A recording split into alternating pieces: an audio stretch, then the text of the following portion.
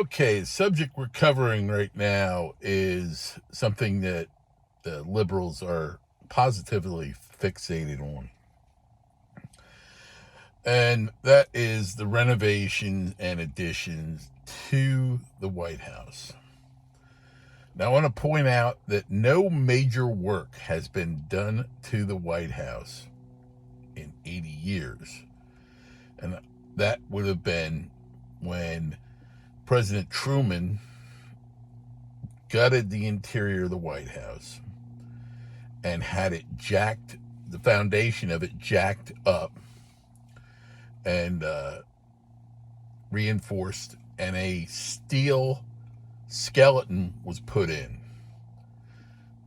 and the executive mansion was reconstructed in the inside while leaving the exterior relatively unchanged. This took 3 years, and President Truman lived in, and the first family lived in Blair House when this was going on. And the reason they had this major work done is the White House was sinking. What a lot of people don't realize is most of Washington, D.C. is built on top of a swamp. That's why there is this term about a swamp. When people saying swamp dwellers in the House and the Senate. And this is not out of line because other buildings have recently gone through massive reconstruction. And the White House was overdue. And the big problem with the White House was the East Wing. The East Wing was going to have to be destroyed in a couple of years because the East Wing, which was relatively new when this work done by Truman was done, it's now sinking. And so this would have actually been better if they had torn it down anyways in a couple of years, because also the PEOC, the Presidential Emergency Operations Center, which was originally just called the Presidential Bunker, is directly under the East Wing. The East Wing was constructed to conceal the PEOC. Now, when it was first constructed, it was offices for the military because for the War Department, because the Pentagon wasn't finished yet. And after they moved out, for 60 years, it served as the offices for the First Lady's staff. Much more of this, there's much more to the renovations of the White House than people are letting on. Yes, there is this ballroom addition. There's also new offices being constructed in the ballroom area for the First Lady's staff. Also, there's overdue expansion of the main kitchen of the White House and pantry area. That's also going in the ballroom section. The existing kitchens will then be turned into office space. The East Room is undergoing structural repairs and a floor replacement because during the Obama administration, the East Room was used as a disco/nightclub for the Obama's personal parties. Also, there are sections of the White House that still have knob and tube wiring. This is in the executive mansion. So you have grounded outlets that are not grounded. The wiring is not grounded. In fact, those sections don't even have circuit breakers. They have bus fuses. So that's going to be done. A modernization, bringing it up, the parts of the White House that are not up to code. So that's what's going on in the White House. Now, Currently, the Supreme Court is going under renovations as well. This is primarily for facade repairs.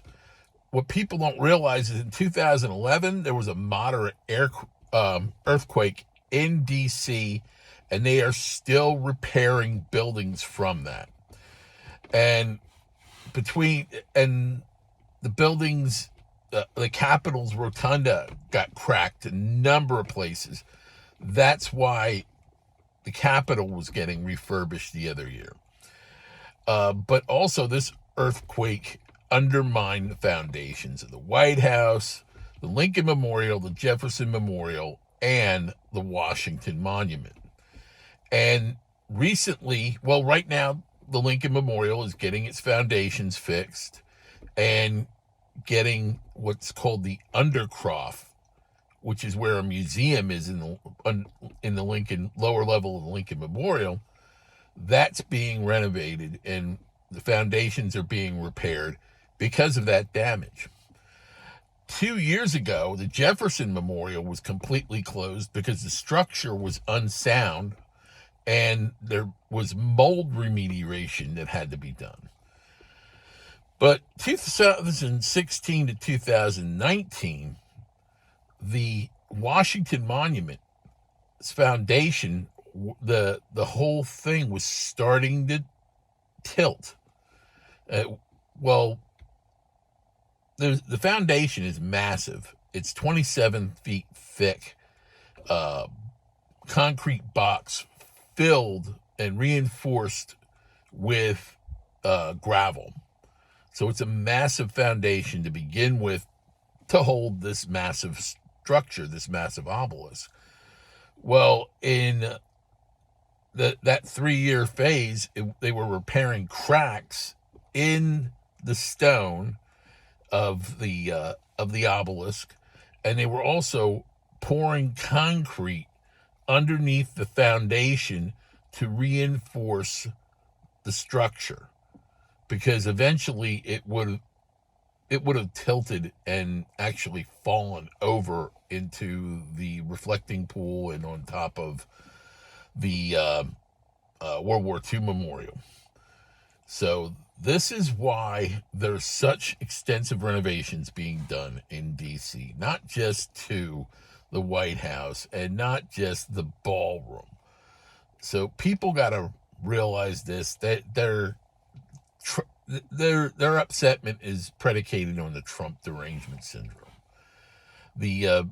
Every time there's a state dinner, the United States government has to spend $2 million to rent a tent on grass, on the south lawn, and rent tables and chairs and a temporary floor to install on that,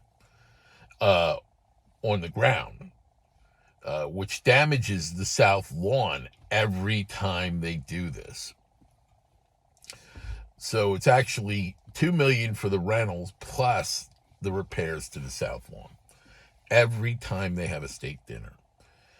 Here, this ballroom is going to enable the White House to do what every single government the United States has as an ally. They are able to have state dinners in an appropriate ballroom. And people are saying that this is a vanity project for Trump to use. The president that's going to get the least use out of the ballroom and the renovations to the existing structure is President Trump, because the projected completion of this project isn't till sometime in his last year in office. So it's crazy, I know, but the Democrats, they have nothing. They have no issues. They don't have anything. Right now, we have a shutdown because they want to provide illegal aliens with Medicare and other benefits, and they want to fund gender affirming care to transgender kids, which means genital mutilation. Well, stay safe, God bless, and hang loose.